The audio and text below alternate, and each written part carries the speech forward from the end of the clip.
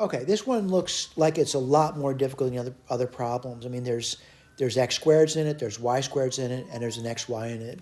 But then I noticed, like right from the get-go, if I just added those two equations together, I get something pretty simple. What do you get?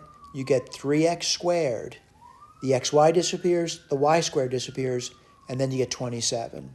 So what do you have now? You have x squared is equal to 9, so x equals plus or minus 3, right? This makes it a lot easier for me to move forward now. So then the question becomes this, I didn't do anything too tricky. I was maybe luck to get this, but I'm going to look at something and, someone says, which one are you going to use? I'm actually going to use the top one.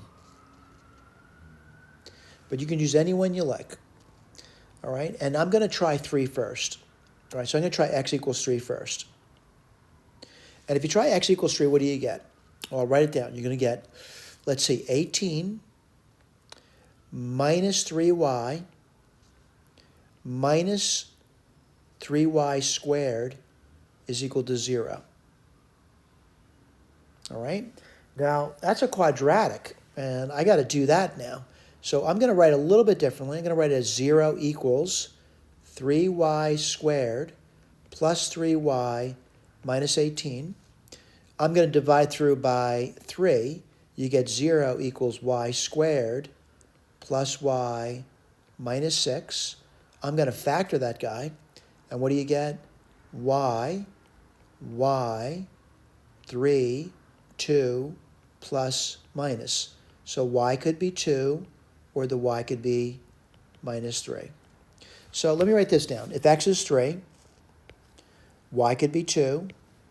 If x is 3, let me see. Yeah, y could be 2. Did I say that right? If x is 3, y could be 2.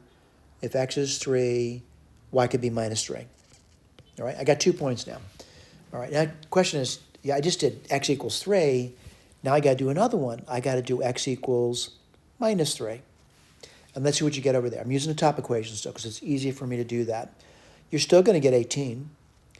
Now you can get plus, that's 18, plus 3y minus 3y squared equals 0. Well, it's almost deja vu all over again. I was going to write this as 0 equals 3y squared minus 3y minus 18. I'll divide through by 3. That's what I mean by deja vu. Y squared minus y minus 6. I'm going to factor that guy. What do you get? Y and y, 3 and 2. Let's see, minus 3 plus 2. So, the y could be minus 2, the y could be 3. So let's write this down. X is minus 3. The y could be minus 2. What's the other number going to be? Well, the x is minus 3, and the y could be 3. All right? So these are my answers, and these are my answers over here. I just want to check it. All right? So did I get those answers? So I see the 3, 2. I see the 3 minus 3. I see the minus 2, and I see the minus 3, 3. I'm seeing everything. Do they also provide a picture for me? They do. Oh, yeah, it's kind of a special picture that they provided for me. I'm seeing the 4 points of intersection, all right? I'm seeing 4 points of intersection. Again, you may be curious about the graphing.